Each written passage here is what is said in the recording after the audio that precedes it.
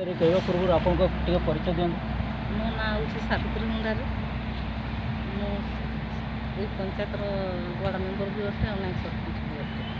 आज जो awareness meeting है ओडिशा स्टेट लेवल कोऑपरेटिव रे जोटा माने आपण मान को जनइले से आपण केते माने माने माने पब्लिक माने बेनिफिट पाइबे सेटा टिके कहिबे कि मत तो लगुच पूरा पूरी करबे कर लगुच जहाँ भी जिनस मिलूँ पूरा भल मिलूँ जोटा 10 टंका अच्छे से 3 टंका कि 5 टंकार भी मिल जाऊँगी कहले जमी हिसाब से 7 टंका से मत तो से भल लगुच मत करब लगुच।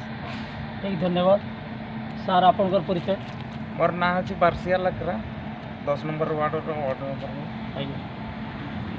आज ओडिशा स्टेट लेवल कोऑपरेटिव जो क्षुद्र चाषी और मुलिया जो विभिन्न प्रकार जो सुविधा गुड़ाक नहीं आसी जोटि कि 15 ରୁ 50% रिहाती दर में कहते सेटा आपण को केमती लगिला और कौन कहिबे।